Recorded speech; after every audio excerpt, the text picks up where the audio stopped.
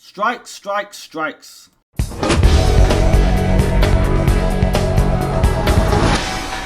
Once again, the public services, the public sector are getting ready to go on strike. We've already got train drivers back on strike, believe it or not, despite the fact they got a ridiculously big pay rise whilst already being on a good salary. A clip here to show you from GB News with Kelvin McKenzie and some left-wing commentator. Watch this. Nurses, if you look at doctors, they've had pay cuts every single year for 14 years.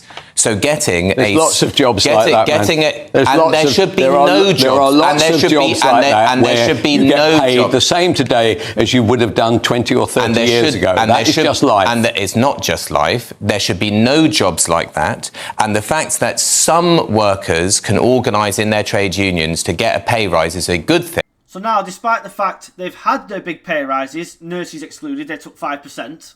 This guy still wants to come out with the same old line that, oh, they've had pay cuts for the last 15 years, the last 14 years. So that gives them the right, does it, to come back for more and more and more each time. It doesn't work like that. What is wrong with these people? Because of this government, the private sector is being taxed into surrender. So they're not going to make any more wealth for the country, and the economy can't grow, because far from hiring new staff and giving people better wages to then spend in the economy, etc., they're actually laying record numbers of staff off. The retail sector alone is saying that 200,000 jobs will go before the start of the new fiscal year in April.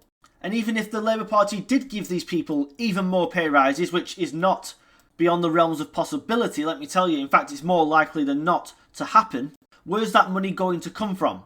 It's going to come from borrowing. But unfortunately, because of Labour's disastrous nightmare Halloween budget, there isn't any fiscal headroom to be able to borrow anymore because of the cost of borrowing that has risen so greatly as a result of the Labour Party's budget. So where's the money going to come from? They're going to try and tax you even more to pay for the public sector. Meanwhile, you struggle in the private sector not getting any pay rises because the company that you work for is being taxed and ripped off so heavily by a government that hates them.